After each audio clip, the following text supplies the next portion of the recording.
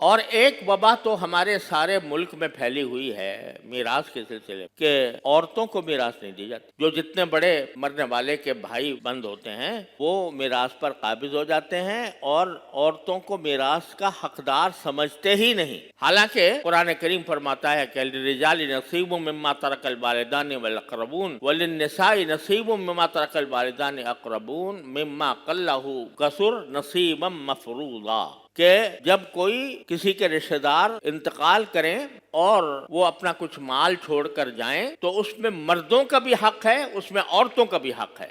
الگ الگ کر کے بیان فرمایا اللہ تعالیٰ نے. للرجال نصیب، مردوں کے لیے حصہ ہے اس میں، اور للنساء نصیب، عورتوں کے لیے بھی حصہ ہے اس میں. مما قل منہ او کثر، وہ ترکہ تھوڑا ہو یا زیادہ ہو، ہر صورت میں اس میں حق مردوں کا بھی ہے عورتوں کا بھی. جیسے اگر ایک شخص کا انتقال ہوا، وہ اپنے بیٹے بھی چھوڑ کر گیا، اپنی بیٹیاں بھی ہیں، بیٹے بھی ہیں اور بیٹیاں بھی ہیں، تو شریعت نے فرمایا بیٹے بھی حقدار ہیں میراث کے اور بیٹیاں بھی حقدار ہیں. اگرچہ تھوڑا سا فرق یہ ہے کہ بیٹے کو حصہ دگنا ہے اور بیٹی کا آدھا ہے، لیکن ہے، اور وہ آدھا حصہ بھی بہت بن جاتا ہے بسا اوقات.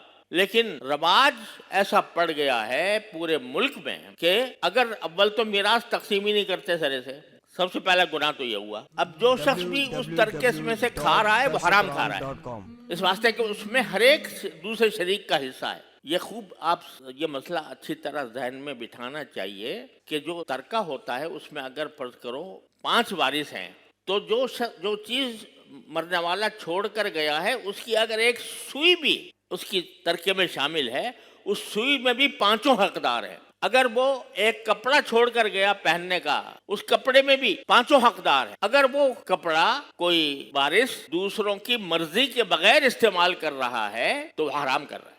جو کچھ وہ کھانا چھوڑ کر گیا ہے، جو کچھ وہ گندم آٹا چاول چھوڑ کر گیا ہے، وہ گندم آٹا چاول میں ایک ایک دانے میں سارے ورثہ شریک ہیں. ایک ایک دانے میں اگر کوئی آدمی دوسروں کی اجازت کے بغیر اس آٹے سے، اس چاول سے، اس گوشت سے وہ کھا رہا ہے، حرام کھا رہا ہے جب تک کہ دوسروں کی اجازت موجود. اور اجازت بھی اس وقت معتبر ہے جبکہ دوسرے اجازت دینے والا عاقل بھی ہو، بالغ بھی ہو، عاقل بھی ہو. اگر چھوٹے بچے چھوڑ کر گیا ہے تو چھوٹے بچے کی اجازت معتبر نہیں. اس کا حکم یہ ہے کہ چھوٹے بچے کے حصے میں جو کچھ آیا ہے وہ محفوظ رکھا جائے، اور محفوظ رکھ کر جب وہ بالغ ہو، بڑا ہو تو اس کے حوالے کیا جائے. اس کے اوپر قرآن کریم کی سورہ نساء کی ابتدائی آیات میں تفصیلی احکام دیے گئے ہیں.